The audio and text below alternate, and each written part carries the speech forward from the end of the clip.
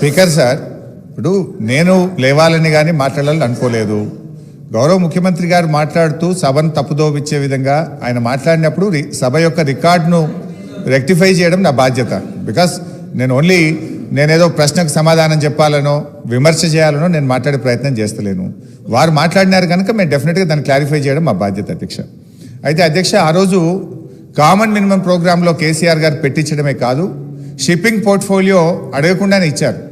ఆ రోజు DMK party నాకు షిప్పింగ్ పోర్ట్ఫోలియో ఇవ్వకపోతే మేము యూపీఐ నుంచి బయటకు పోతామంటే, నేను మంత్రి పదవి కోసం ఢిల్లీ రాలేదు, నాకు ఈ పోర్ట్ఫోలియో అక్కర్లేదు, వారికి ఇచ్చేయండి, నేను వచ్చింది తెలంగాణ కోసమని షిప్పింగ్ పోర్ట్ఫోలియోను స్వచ్ఛందంగా వదులుకున్నటువంటి చరిత్ర కేసీఆర్ గారిది, టీఆర్ఎస్ పార్టీది అధ్యక్ష.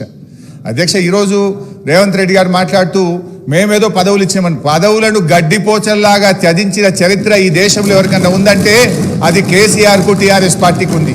త్యాగాల పునాదుల మీద తెలంగాణ తెచ్చిన చరిత్ర ఉంది అధ్యక్ష.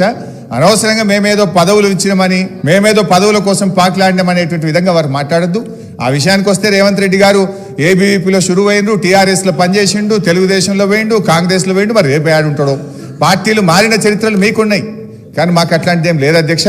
ఇకపోతే మా శ్రీధర్ బాబు గారు లేచి మళ్ళీ నన్ను ఆయన గెలికే ప్రయత్నం చేసిండు, లేకపోతే ఆయన గురించి మాట్లాడాల్సిన అవసరం లేదు అధ్యక్ష. ఆ రోజు ఇదే శాసనసభలో కిరణ్ కుమార్ రెడ్డి గారు ముఖ్యమంత్రిగా ఉన్నప్పుడు నీ తెలంగాణకు నీకు ₹1 ఇయ్యనన్నాడు.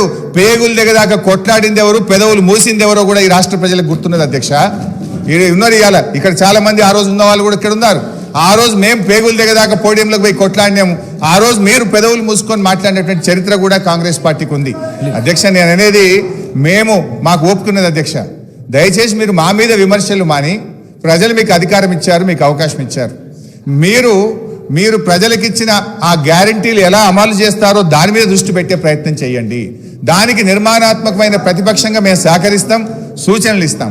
కానీ ఎంతసేపు మీరు మా మీద నెపాలు నెట్టో, మా మీద బురద జల్లేటువంటి ప్రయత్నం మాని, ప్రజలకు మీద ఇచ్చిన హామీల అమలు మీద, పరిపాలన మీద దృష్టి పెట్టండి అని మీ ద్వారా వారికి హితవు.